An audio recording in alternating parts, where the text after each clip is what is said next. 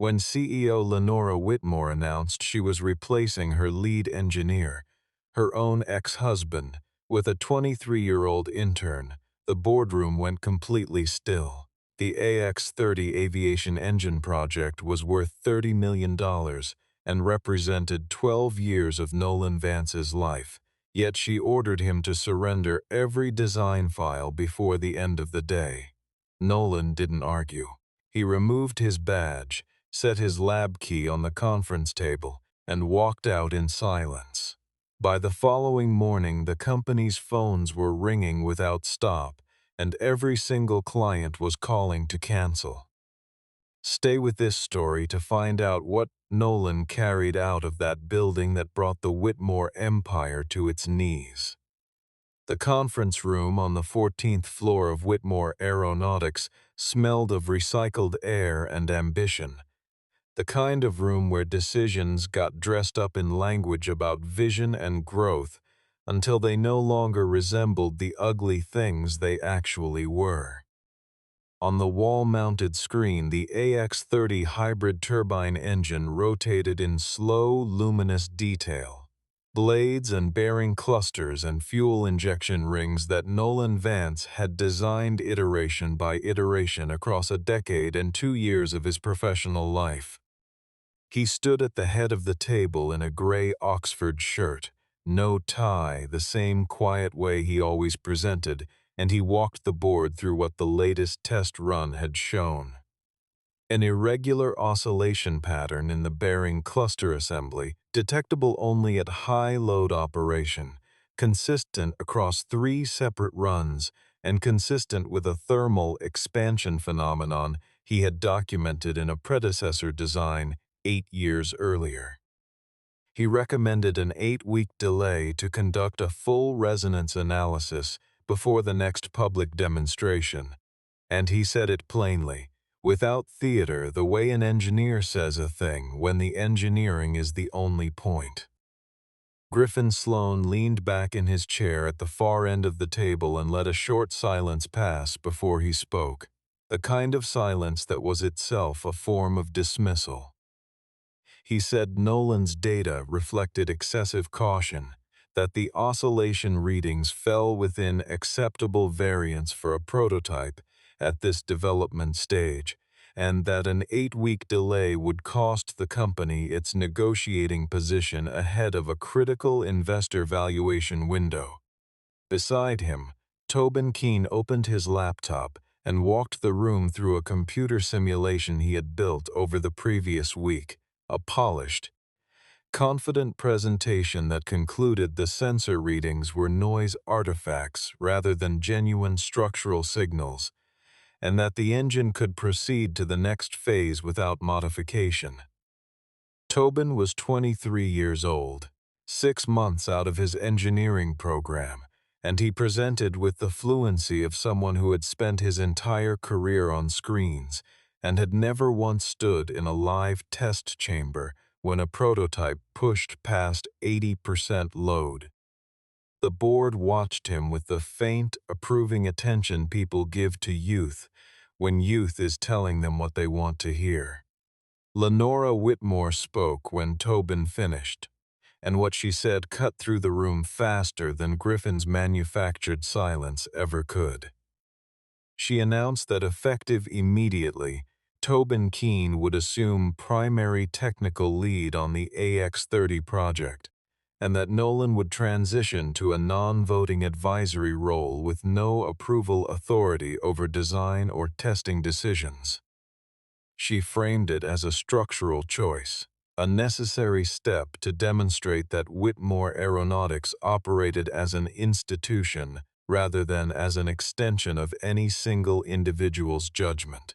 Her voice was measured, and her posture was steady, and the only thing that gave her away, to someone who had known her for 16 years, was the slight tension in her jaw that appeared when she was saying something she had rehearsed too many times. Nolan did not look at Griffin. He looked at Lenora, and then he looked at Tobin, and he asked Tobin one question, whether he had ever been present in a live test chamber when an engine of this class operated under full rated load. Tobin said nothing. The silence lasted long enough that it became its own answer. Nolan turned back to the table and told the room in an even voice that the bearing cluster assembly at the heart of this oscillation reading was not a minor component, that it was the load-bearing spine of the entire propulsion unit, and that a simulation built on the assumption that physical components behaved identically under thermal stress as they did in a digital model was not a safety analysis but a piece of storytelling. Lenora asked him to complete his handover of all system access and design files before the close of business. Nolan stood, and the room watched him the way rooms watch a man who refuses to give them the satisfaction of a scene. He reached into his shirt pocket, set his badge on the table, and placed his lab key beside it with the deliberate care of someone who understood that what he was doing would be remembered. He looked at Lenora one final time and said it quietly, without heat. She hadn't replaced him with Tobin. She had just removed the last person in the building who was still willing to say the engine wasn't ready. Nolan Vance and Lenora Whitmore had built the original company together in a leased industrial unit on the edge of a regional airfield, 12 years before the glass tower and the investor decks and the boardroom with the rotating screen. He had been 30 years old, a contract engineer with a reputation for finding structural failure points that other designers missed, and she had been 27, finishing a business graduate program and already fluent in the language of capital and market positioning. They had started with a single contract to redesign a turboprop gearbox assembly for a regional freight carrier, and Nolan had spent 9 months on that gearbox, testing and discarding and rebuilding, until the finished unit ran quieter and lasted longer than anything the client had used before. That contract led to 3 more, and those 3 led to the early design concepts for what would eventually become the AX series engine line, and somewhere in the middle of all of it they had gotten married, partly because they loved each other, and partly because building something together had a way of convincing 2 people that the architecture of their professional lives and their personal ones was the same structure. The Whitmore family's money arrived in the 5th year when the company needed factory space and manufacturing capacity that Nolan and Lenora could not fund alone. Everett Whitmore, Lenora's father, a man who had spent 40 years turning inherited capital into diversified holdings, offered a substantial investment in exchange for majority governance rights. And Nolan had agreed because Lenora told him it was the only path to the scale they needed, and because he trusted that she would protect the engineering culture they had built. The years that followed were successful by every external measure and corrosive by nearly every internal one. Everett made clear at board meetings and at family dinners, and in the particular way he addressed Nolan at company events, that he regarded Nolan as a talented technical employee, skilled at his specific function, but not quite the class of person the Whitmore name was meant to be associated with at the ownership level. Lenora heard this every time and said nothing, which Nolan eventually understood was its own form of agreement. The marriage fractured along that same fault line, Lenora pushing timelines to satisfy investor expectations, Nolan refusing to sign off on designs that had not completed full safety validation, each of them interpreting the other's position as a form of sabotage rather than a form of care. The divorce had been civil in the legal sense and devastating in every other sense, and when the custody arrangement was finalized, Nolan became the primary caregiver for their daughter June, because Lenora's schedule no longer had the shape of a life that included school mornings and dinner hours and the ordinary geography of a 15-year-old's existence. That arrangement had cost Lenora something she could not fully name, not just the daily presence of her daughter, but the quiet proof, in front of her father and her board and her own reflection, that she had chosen her company over her family, and the company had kept going anyway.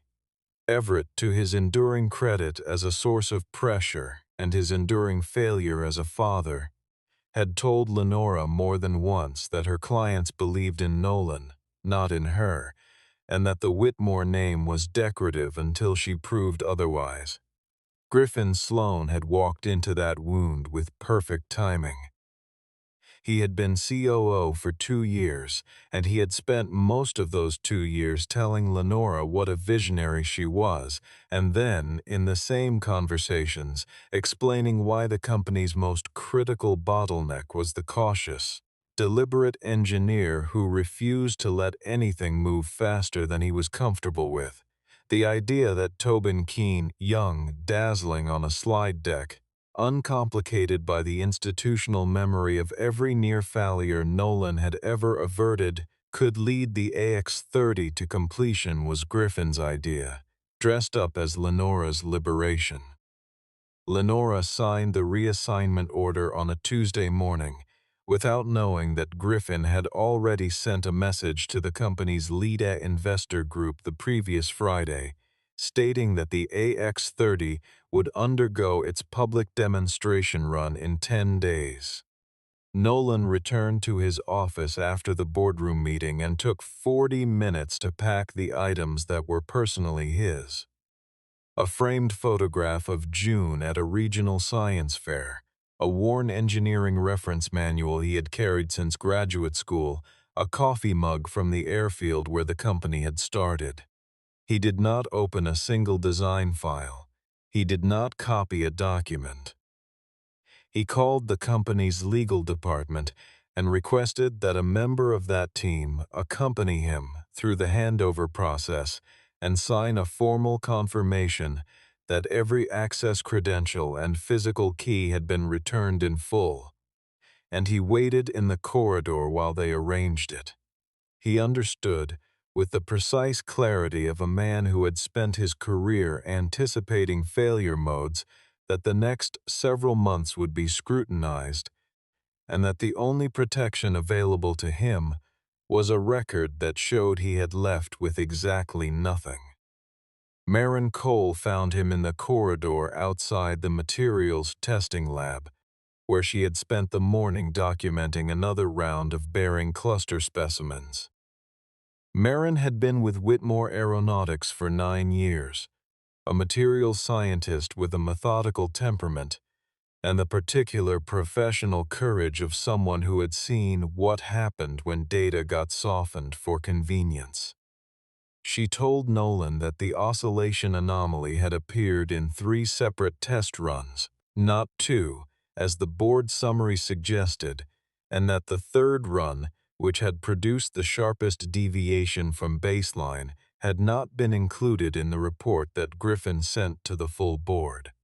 She said this quietly, in the specific register of a person who understood the difference between reporting a fact and becoming a weapon. Nolan listened without taking notes. He told her that the original test logs were part of the company's formal safety record, that her professional obligation was to ensure they remained intact and properly archived under the certification body's documentation protocols, and that she should make no copies, share nothing informally, and rely entirely on the formal channel. He did not tell her what he suspected. He only told her what she already knew about her own responsibility.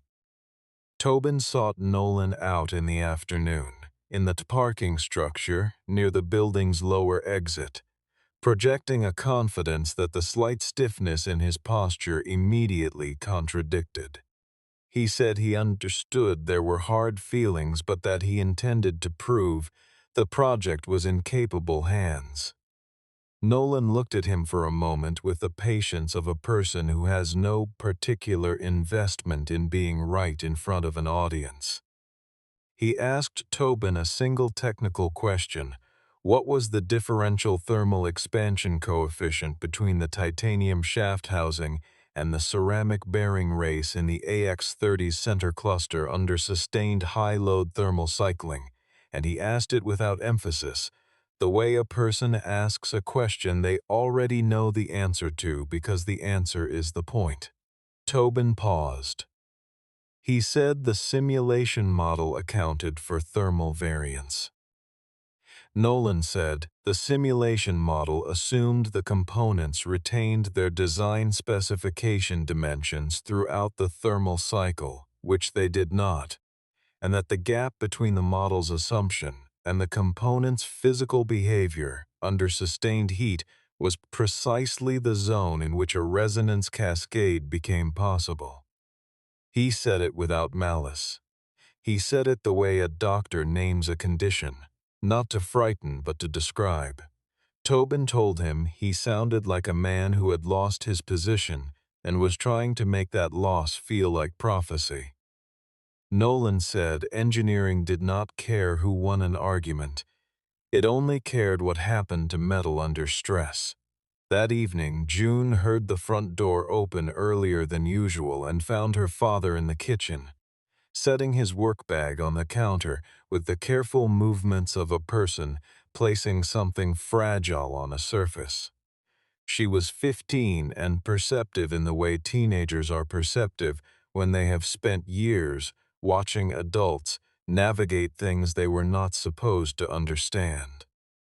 She asked what had happened, and Nolan told her he had left his job, which was close enough to the truth to stand on its own. June asked whether he was planning to go after her mother, and the directness of it, not accusing, just asking, because she needed to know what she was inside of, made him sit down and think before he answered. He told her he was not going to destroy what her mother had built, but that he was also not willing to stand underneath something that was about to fall on him. The formal notification of Nolan's departure from the AX-30 project reached the company's client roster the following morning through the contractual mechanism that Nolan had quietly confirmed with the legal team before leaving. A standard personnel change disclosure required under the key technical consents clause that appeared in every major Whitmore contract. Malcolm Kingsley saw the notification before his first meeting of the day and called Lenora directly. He asked, with the measured directness of a man who had built an air freight operation from 2 leased propeller planes and understood exactly what institutional reliability meant, who would now be signing the safety validation documents for the AX-30 program. Lenora told him the project's new technical lead was Tobin Keene. Malcolm asked whether Tobin held the certification credentials required to execute a principal engineer's safety sign-off under federal aviation manufacturing standards. There was a pause, and in that pause Malcolm Kingsley understood the answer. By noon, Kingsley Air Freight had placed a formal hold on the next disbursement tranche of the $30 million development contract. 6 other clients followed within the same business day, each activating the contract review provision that had been written, at Nolan's insistence years earlier, to protect them in the event that the principal engineer of record changed without their explicit consent. The sales team at Whitmore flooded their phones trying to reach procurement contacts, offering reassurances and scheduling calls, and found that the clients were not angry but simply procedural. They had clauses. The clauses had been triggered, and they were exercising them. Lenora received the cascade of notifications across an afternoon that moved with the particular cruelty of institutional collapse, each message landing in a sequence that felt choreographed, even though it was simply the logical operation of agreements that had been in place for years. She called Nolan at 4 in the afternoon, and she called him with accusation already sharpened, already placed, told him he had orchestrated this, that he had spent his last hours in the building arranging a coordinated withdrawal, that this was personal destruction dressed up as professional principle. Nolan told her he had not spoken privately with a single client since leaving the building. She said that was not possible, that this kind of simultaneous reaction did not happen without coordination. He told her to pull his phone records, his email, his building access log, and to check the timestamp on every client notification against the company's own disclosure filing. And then he told her something she did not immediately want to hear, that the clients had not left because he asked them to. They had left because Whitmore Aeronautics had removed the person whose name was written into the safety framework of their contracts. Malcolm Kingsley called Nolan separately that same evening and told him what several of the client companies were now discussing: the possibility of underwriting a new venture if Nolan was willing to establish one. Nolan said his non-solicitation agreement was still in effect and that he would not be having that conversation for at least another 10 months. Malcolm said they understood and that no one was asking him to solicit anyone. They were offering, and there was a difference. Tobin, meanwhile, had inherited a project that now had no supplier chain.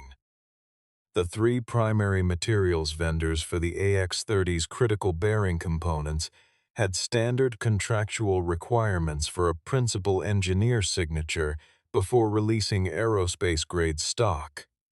A safety chain provision that existed precisely because no reputable materials supplier wanted to be downstream of an uncertified approval chain in the event of a failure inquiry. Without Nolan, and without an equivalently credentialed replacement, none of those vendors would release their next order. Tobin sent 3 emails and received 3 politely worded explanations of policy that all meant the same thing. The project he had been handed could not move. Lenora received a financial summary from the CFO late that evening that contained a single number she had to read twice.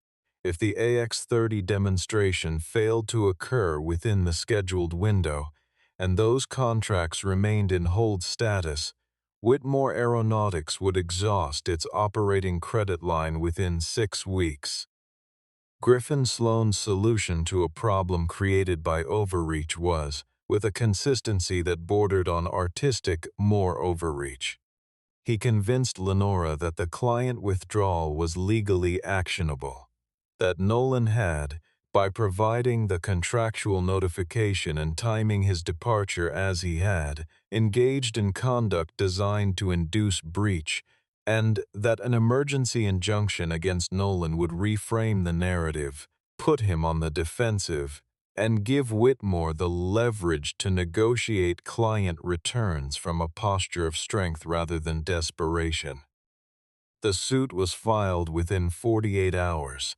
Tortious interference, misappropriation of trade relationships, and a broad allegation of trade secret exposure that named no specific secret because there was no specific secret to name.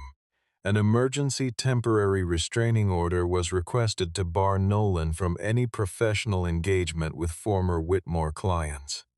Nolan retained Silas Wren, a commercial litigation attorney who had spent 20 years in aerospace contract disputes, and who had the particular gift of finding the document in a pile of documents that explained everything.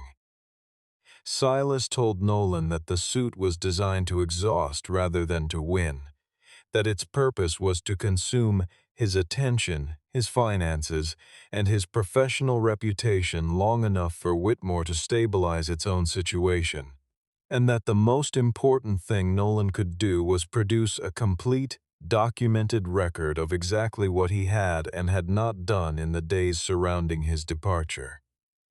Nolan had already done this. He had already anticipated this. Silas reviewed the file and said he had been practicing law for 2 decades, and this was the most methodically self-exonerated client he had ever met.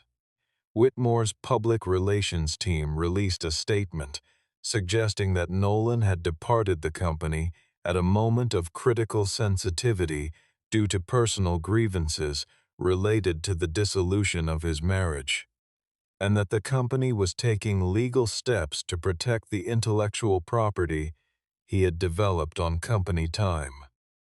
Several trade publications ran the story with a particular enthusiasm. Journalists reserve for a narrative that already has a clean shape. Brilliant founder marriage goes sour, bitter departure, corporate turmoil. One outlet used the phrase disgruntled co-founder.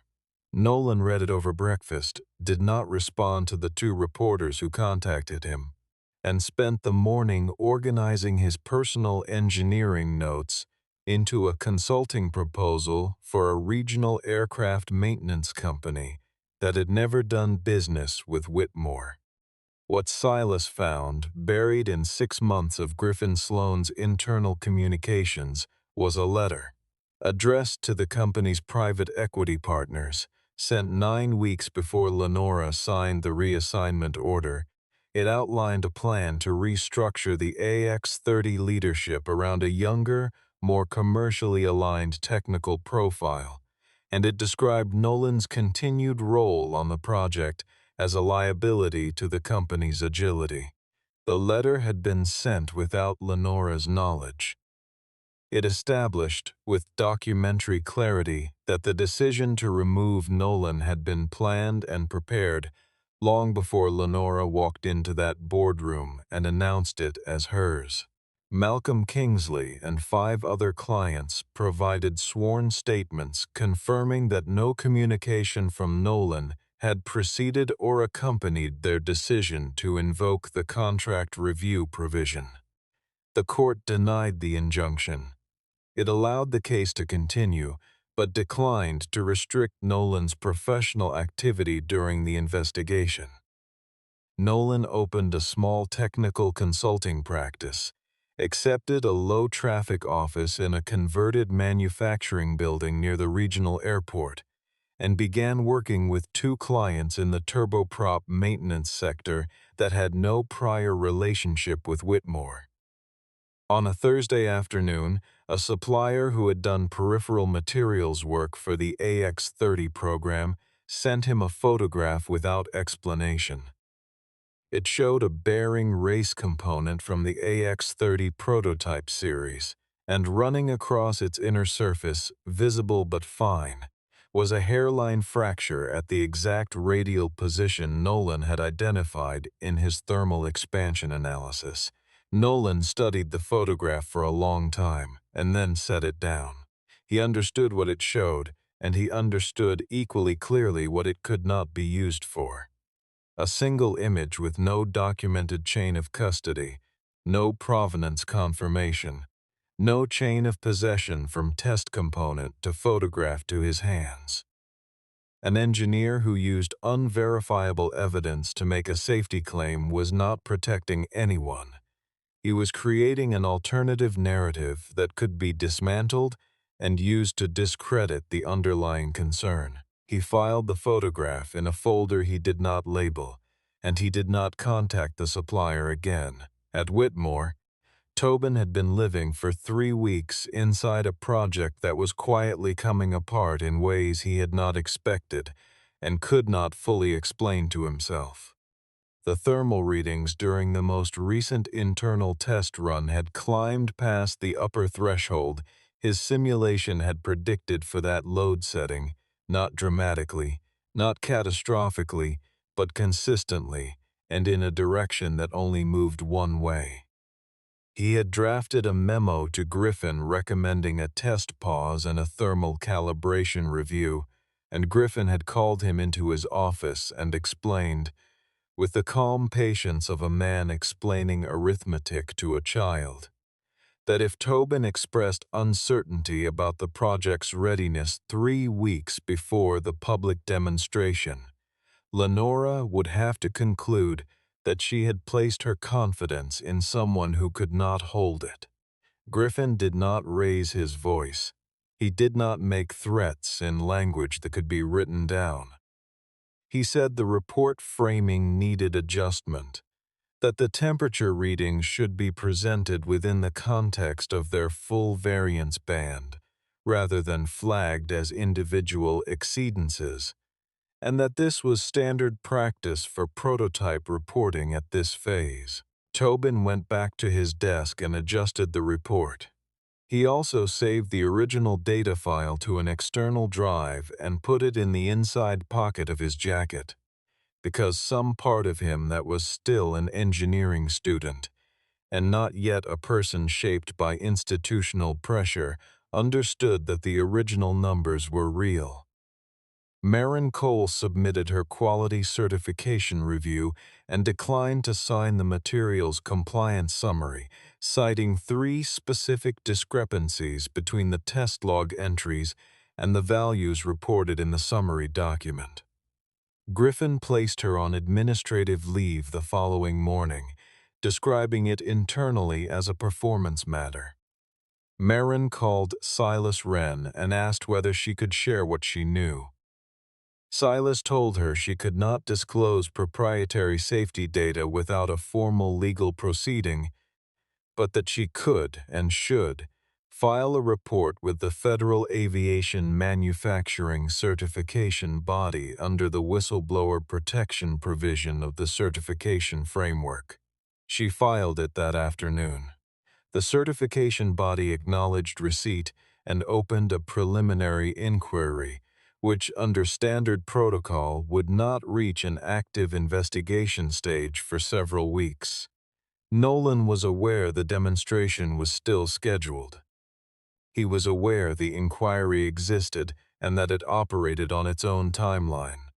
He drafted a letter to the Whitmore board, not to clients, not to the press, not to Silas, addressed specifically to the independent directors in the governance structure, describing the thermal expansion risk in technical terms, precise enough to be verifiable, and general enough to contain no information that had come from confidential sources. He sent it by certified mail on a Tuesday and received no formal reply.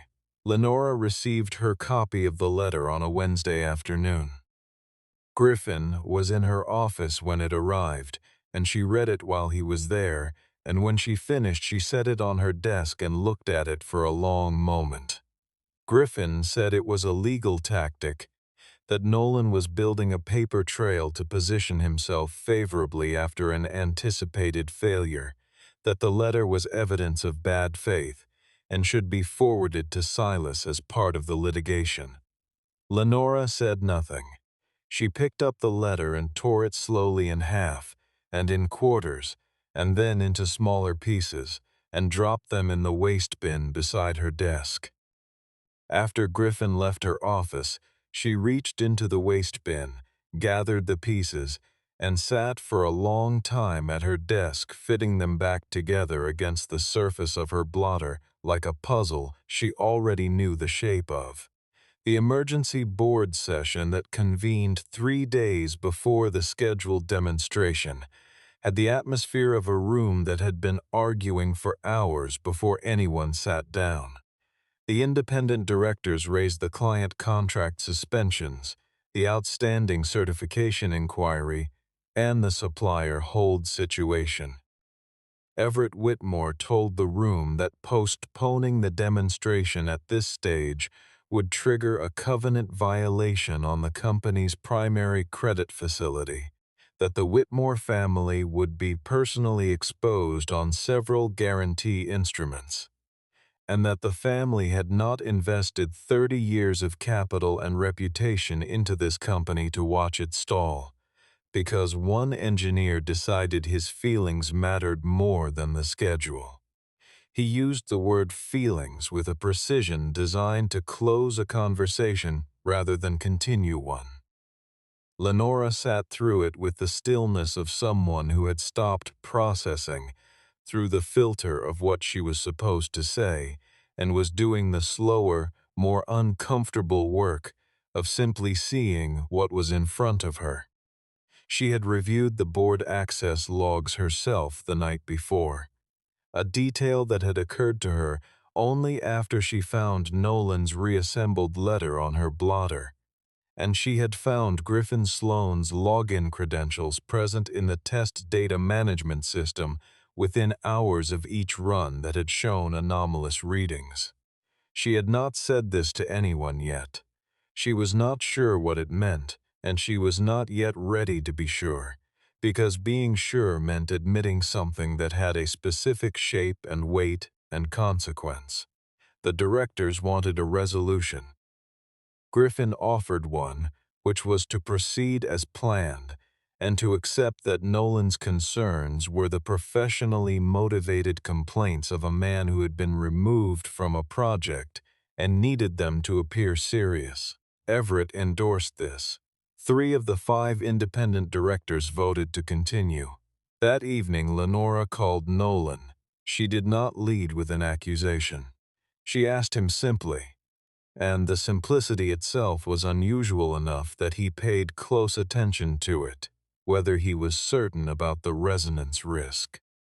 He told her he was certain enough that he would not voluntarily stand near the engine when it reached maximum rated load. She asked him to come to the demonstration. He told her he would not return as an employee or an advisor under Whitmore authority, but that he would attend as an independent observer if the full test data, all of it, including the 3 runs and all the thermal readings, was disclosed to the certification body and made available to the clients before the demonstration began. Lenora said she would see what she could arrange. Nolan said he would be there if those conditions were met. The test facility occupied the western end of the Whitmore manufacturing campus, a hardened concrete structure with blast-rated observation glass on 3 sides and an emergency shutdown system that could depower the test stand in under 2 seconds from 8 independent trigger points. The AX-30 prototype sat in its test cradle on the morning of the demonstration, the same engine that had been through every iteration of design refinement and test run and data dispute that had consumed the previous 12 months, looking exactly as an aerospace prototype should look, precise and expensive and indifferent to all the human drama surrounding it. Malcolm Kingsley arrived with representatives from 4 of the 6 suspended client companies, and they sat in the observation gallery with the particular neutral attention of men and women, who had come not to be impressed but to assess. Griffin Sloan met Nolan at the facility entrance and told him his presence was not welcomed, and Nolan said nothing, and Malcolm Kingsley told Griffin that if Nolan was asked to leave, the clients would follow him out. Griffin said nothing further.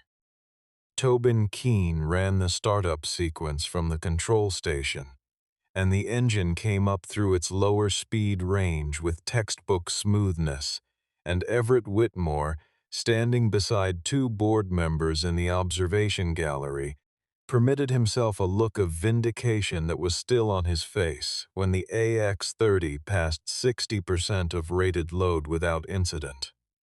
Griffin's posture shifted beside him, acquiring the relaxed quality of a man who believes the danger has passed. The vibration sensors were streaming data to the display panel, and for the first 12 minutes of the run, the numbers stayed within their expected bands, and the room had the subtle, warming quality of a crowd that has begun to believe the right outcome is approaching. Nolan stood slightly apart from the client group, watching not the engine but the data display, and specifically the harmonic frequency column in the lower right of the panel, which had begun a gradual, steady climb that was not dramatic enough to be alarming to someone who had never seen this particular failure signature before, but that was, to Nolan, completely unambiguous. The frequency was tracking exactly the progression he had modeled. A slow-building resonance cascade that would not reach its peak for another 4 to 6 minutes, but that had passed the point of reversibility without intervention approximately 90 seconds ago. He did not go to the control panel. He did not raise his voice.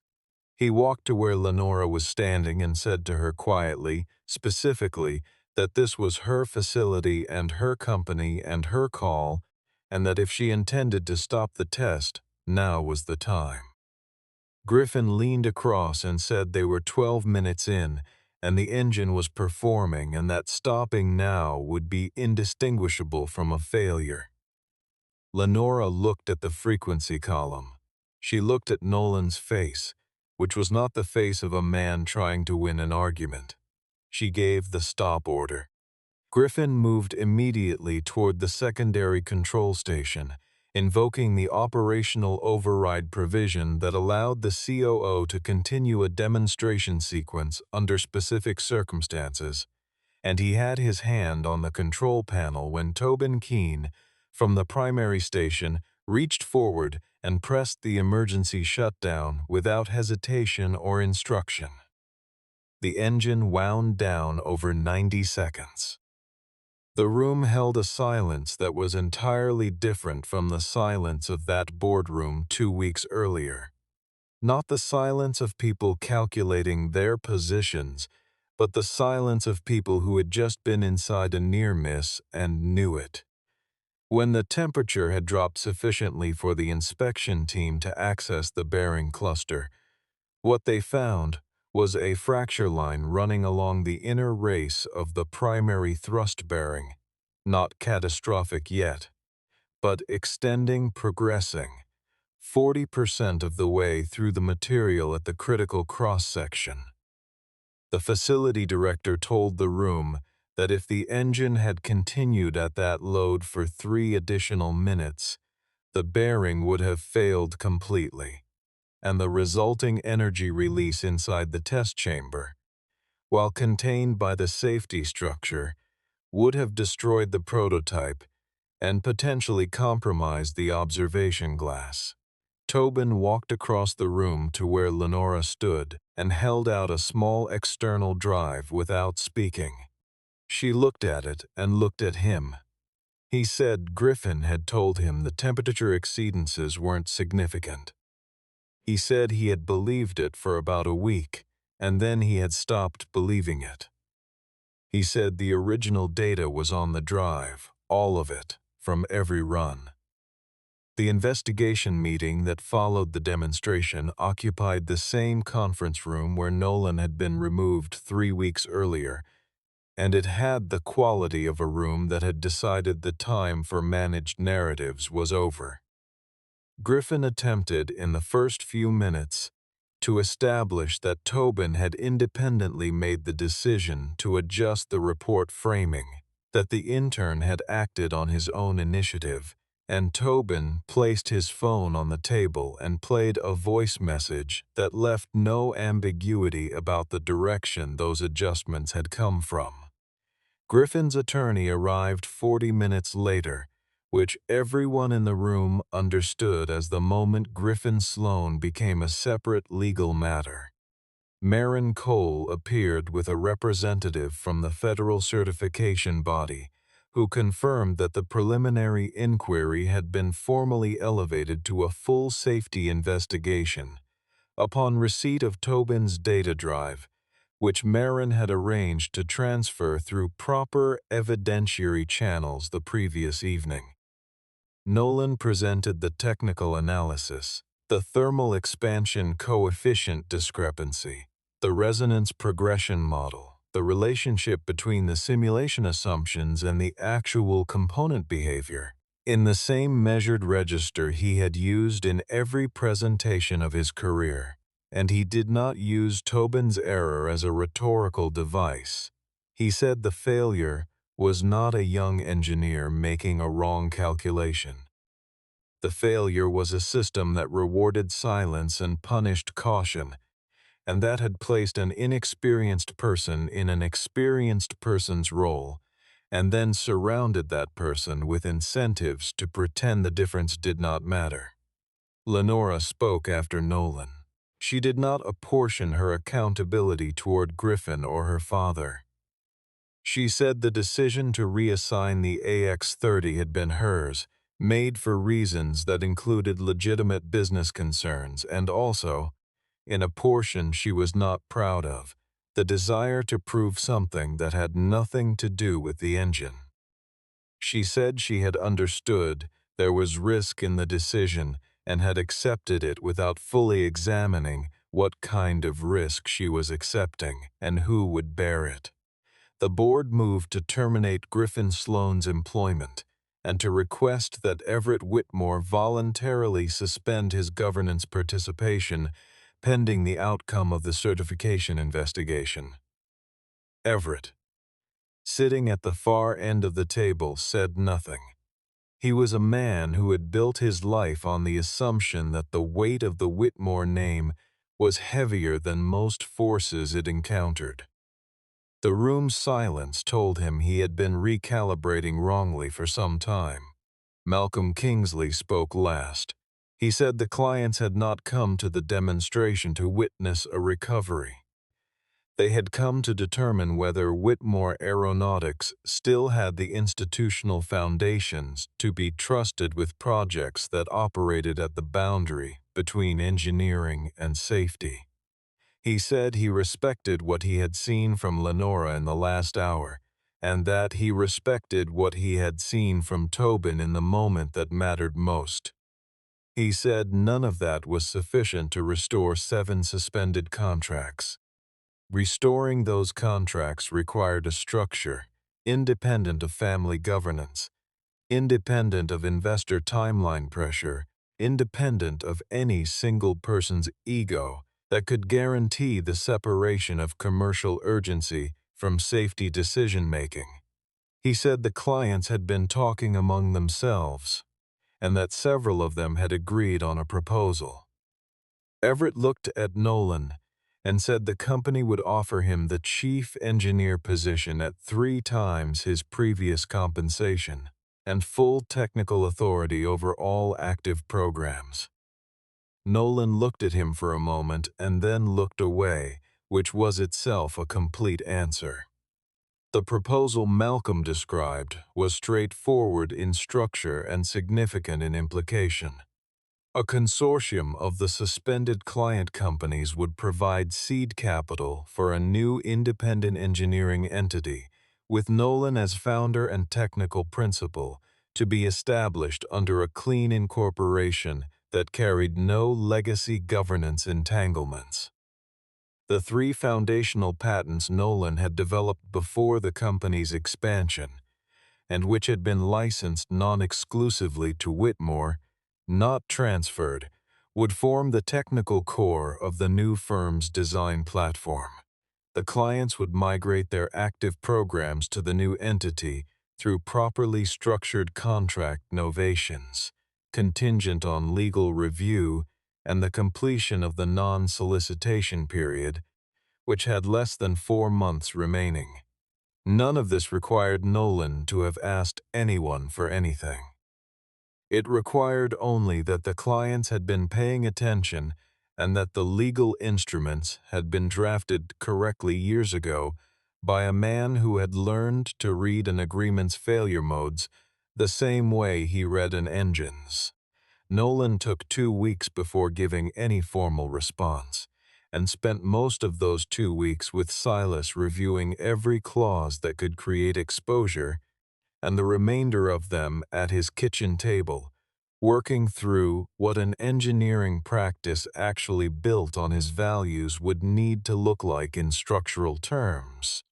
He told Silas that the new company would have 3 non-negotiable architectural requirements: an independent technical oversight board whose composition could not be altered by investors or clients, a data integrity protocol that placed all safety-relevant test results in a third-party verified archive the moment they were generated, and a culture policy that explicitly protected any employee's right to stop a test or escalate a concern without consequences to their employment or advancement.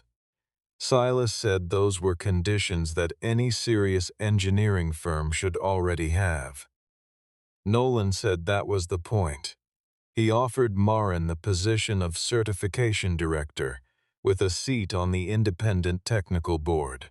She accepted before he finished the sentence. Tobin's situation required more careful thought.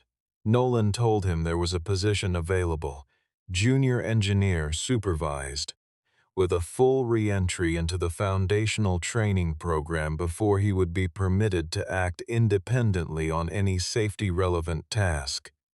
He told Tobin this was not punishment.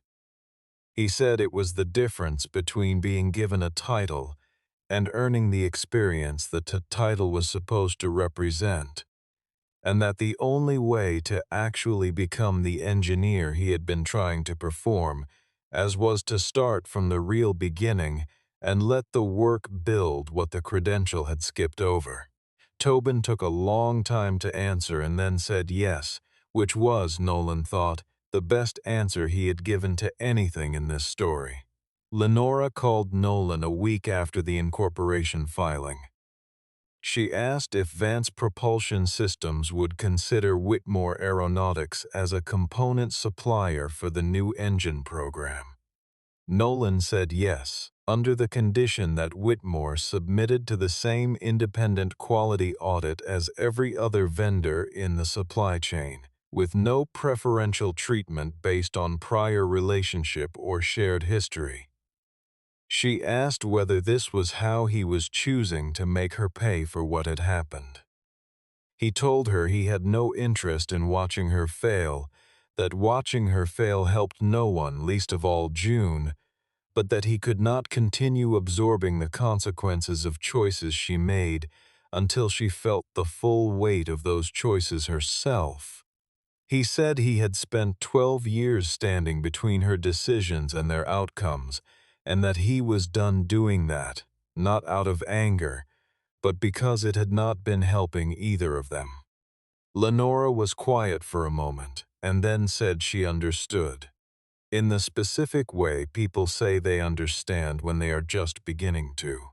She signed the vendor agreement 3 days later, placing the Whitmore name on a contract that made no special provisions for it, that treated it as one supplier among several, that subjected it to the same timeline and quality and accountability requirements as every other name on the list.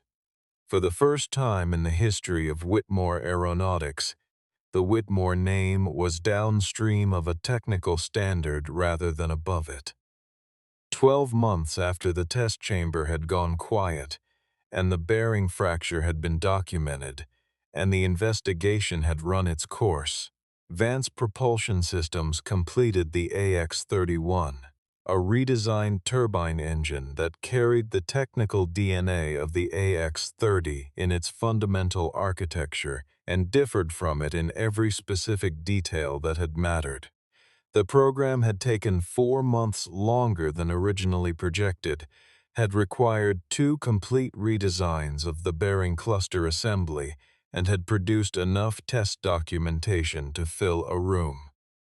There had been no dramatic acceleration, no shortcut justified by deadline pressure, no moment where a convenient simulation had been permitted to substitute for a physical measurement. When the engine reached maximum rated load during its certification run, the harmonic frequency column stayed flat, the thermal readings tracked within their modeled parameters, and the bearing assembly, machined to Marin's specification from a material grade that the original program had considered cost prohibitive, did not produce so much as a vibration artifact worth noting. The clients who attended the certification run did not applaud when the engine reached full load. Engineers and procurement executives and safety representatives did not tend to celebrate the absence of failure. They watched the data, and when the run completed and the numbers told the story they needed to tell, they signed the contracts they had come prepared to sign. Malcolm Kingsley shook Nolan's hand and said something that Nolan would not repeat publicly, partly because it was personal and partly because it was true. Whitmore Aeronautics was smaller in the months that followed, and more deliberate, and in the particular way of institutions that have been forced by events to become what they should have been earlier, it was more honest. Lenora retained the CEO title but restructured the governance to include independent technical oversight that sat outside her authority, a concession that Everett had resisted and that she had pushed through by herself. On a Thursday in November, at a board meeting where the independent directors had finally stopped deferring to the family. She did not announce it widely. She sent Nolan a copy of the governance document with no note attached, and he understood what it was. The evening of June's school science fair, a regional competition at the district center, the kind of event that occupies the calendar of a 15-year-old's life with a permanence that no professional crisis can displace. Lenora arrived before the doors opened. She found June at the display table for her project, a structural analysis of load distribution in cantilevered beams, and she stayed for all of it, through the judging and the questions and the long wandering conversation about other students' projects that June wanted to have with her mother, because June was 15 and still wanted that, and Lenora was finally there to receive it. Nolan arrived a few minutes after Lenora, and they stood together at the edge of June's display in the ordinary way of two people who had damaged each other and were slowly, imprecisely, learning how to occupy the same room. He did not forgive her all at once, and she did not ask him to. But he recognized something in the way she stood there, fully present, without her phone, without the quality of a person waiting to leave. That meant something about what she was choosing now. Lenora said to him, quietly, watching June explain her project to a classmate, that she had spent a long time believing the clients belonged to Whitmore because the contracts carried the Whitmore name. Nolan watched his daughter for a moment and said that clients had never belonged to anyone. They stayed where the promise held.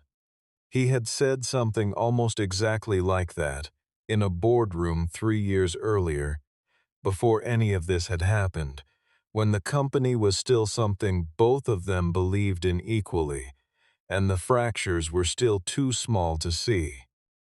He had said it then about the engines, about what made a client trust a machine. The principle had not changed.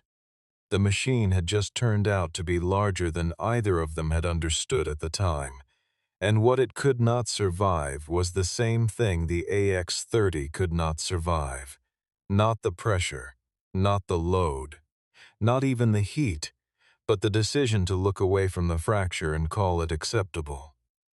The sign above the entrance to Vance Propulsion Systems was simple, white letters on a dark panel, the company name and the certification insignia below it, nothing decorative and nothing extra.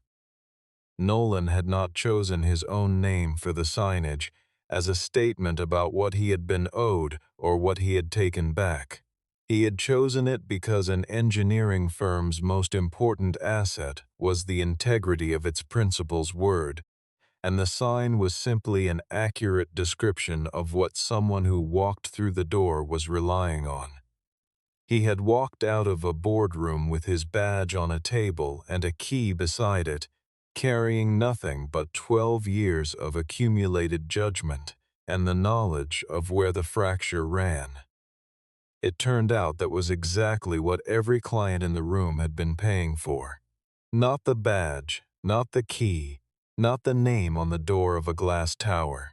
The thing that kept an engine from tearing itself apart and the thing that kept a company from doing the same had always been the same thing: someone willing to say where the fracture was long before it became impossible to ignore.